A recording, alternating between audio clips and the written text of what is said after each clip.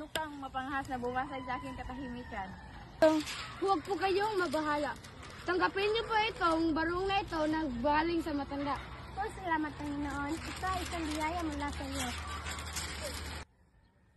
Sinabi ni Don Juan sa ermitanyo ang kanyang hangarin. Ano ba ang may paglilingkod ko sa iyo, anak? Ako po si Don Juan at hinahanap ko po ang daan patungo sa Dilo Cristalis.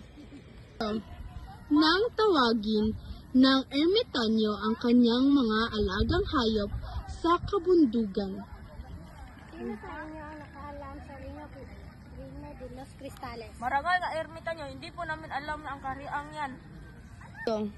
Sa kabila ng lahat, puno pa rin ng pag-asa si Don Juan. Hindi namin alam, Don Juan, ang Reino. Tanong mo lang sa ating kapatid at ibigay mo lamang ang baroko.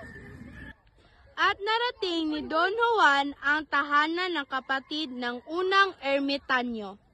Salamat kaibigan ko, ngalikor nyo! Ganun na lamang din ang kasiyahan ng pangalawang ermitanyo ng Ako nga po pala si Don Juan. At dala ko po ang baro ng iyong kapatid. Salamat, Panginoon. At sinabi muli ni Don Juan ang kanyang pakay. Maaari niyo po ba akong tulungan na hanapin ang Reino de los Cristales? 800 na akong rito, ngunit di alam iyong sinasabi. Tignan natin kung alam ng mga alaga kong ibon. Sa pagtunog ng kampana, nagsidatingan ang mga ibon. Sino sa inyo ang padpadda sa Reino de los Cristales? Hindi po namin alam ang lugar na yan, mahal na ermitanyo. Bakit wala pa ang agila?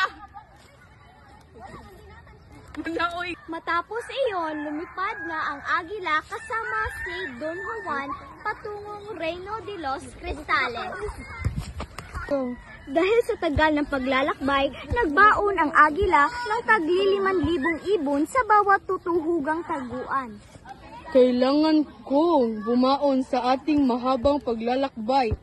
Tulungan mo akong humuli ng ibon